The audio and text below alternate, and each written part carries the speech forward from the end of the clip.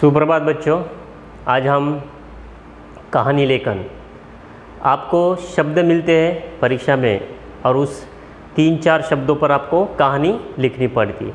तो वैसे यहाँ पे कुछ शब्द दिए हैं, देखो। निम्नलिखित शब्दों के आधार पर एक कहानी लिखो।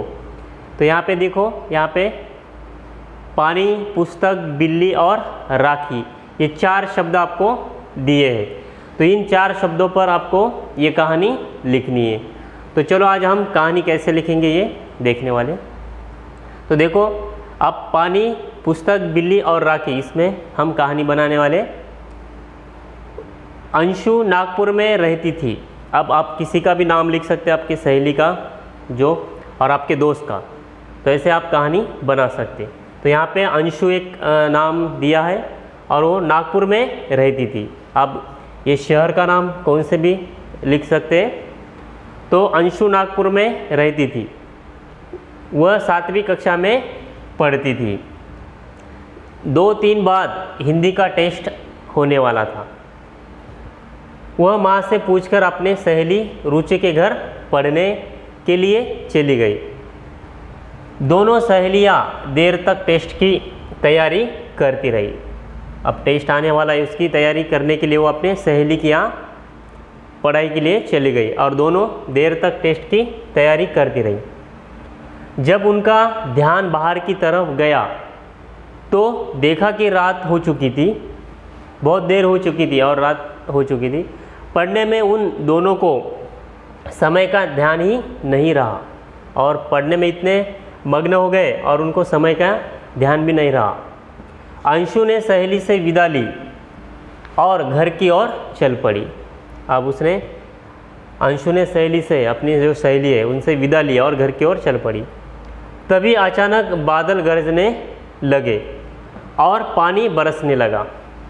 अंशु ने अपनी पुस्तक को अपनी दुपट्टे में अच्छी तरह से लपेट लिया।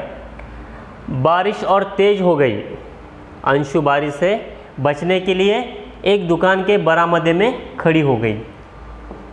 तभी उसकी नज़र बिल्ली के एक बच्चे पर पड़ी। वहाँ पे एक बच्चा था और वो भीग रहा था। उसकी नज़र उस बिल्ली के बच्चे पर पड़ी जो बुरी तरह बारिश में भीग गया था और ठंड के कारण काँप रहा था। अंशु को उस बच्चे पर बड़ी दया आई। वह इधर उधर देखने लगी कि कैसे उसे बचाया जाए। तभी उसने दुकान में तरह तरह की रंग बिरंगी राखियाँ सजी देखी। उसे याद आया कि कल तो रक्षाबंधन है। टेस्ट की तैयारी में वह राखी लाना भी भूल गई थी। यहाँ पे एक पैराग्राफ बनाना है। पहले एक हमने पैराग्राफ बनाया है और ये दूसरा पैराग्राफ। ऐसा हमें 3 पैराग्राफ में ये लिखना है। तो देखो, अब यहाँ पे पैराग्राफ हमने चेंज कर दिया है और यहाँ पे जगह छोड़ के आगे लिखा है।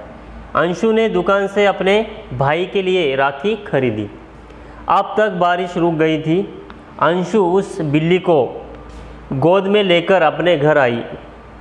उसे तौलिए से पोंछकर हल्का गर्म दूध पिलाया। दूध पीकर बिल्ली स्वस्थ दिखने लगी और अंशु के पास आकर उसका पैर चाटने लगी। अंशु ने अपने कमरे के एक कोने में कपड़ा बिछाकर बिल्ली को उस पर खुला सुला दिया। माँ ने अंशु को इस अच्छे कार्य के लिए शाबाशी दी। अंशु ने माँ से प्रार्थना की कि वे उस बिल्ली को घर में रखने दें, क्योंकि उसे प्रार्थना की कि इस बिल्ली को मुझे इसको घर पे रखना, इसलिए उसने माँ से प्रार्थना की। माँ के हाँ कहने पर अंशु बहुत खुश हुई। उसने निश्चय किया कि उसका नाम राखी ही रखेगी, क्योंकि वह राखी के त्यौहार पर ही उसे मिली थी। अब उस राखी के त्यौहार पर मिली, इसलिए उसका नाम राखी ही रखा गया। आगे देखो,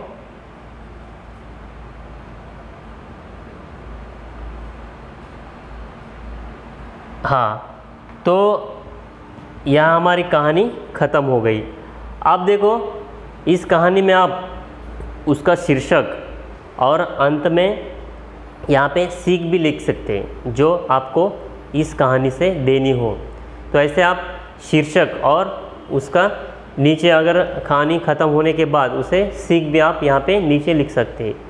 तो देखो ऐसे हमें पैराग्राफ बनाकर शीर्षक और पैराग्राफ, ऐसे 3 पैराग्राफ में हमें कहानी लिखनी है और उसके बाद नीचे आपको याद से सीख लिखनी चाहिए। तो देखो इसने अंशु ने कैसे उस बिल्ली की जान बचाई और उसे अपने घर में उन्हें पनाह दी और उसे पाला पोसा। तो देखो ऐसे इससे सीख क्या मिलती है कि अगर कैसा भी जानवर हो, बड़ा हो छोटा हो, उसे हमें प्यार करना चाहिए। उसे अगर कोई चोट आए तो उसे हमें देखना चाहिए, उसकी देखभाल करके उसे छोड़ना चाहिए, नहीं तो हमें उसे घर में हम पाल भी सकते हैं। तो ऐसे तो इस कहानी से हमें ये सीख मिलती है कि जानवर से हमें प्यार करना चाहिए। ठीक है, तो ये कहानी आपको अच्छी तरह से इसे एक बार फिर से पढ़िए और इसे लिखकर याद कीजिए। ठीक है, ओके।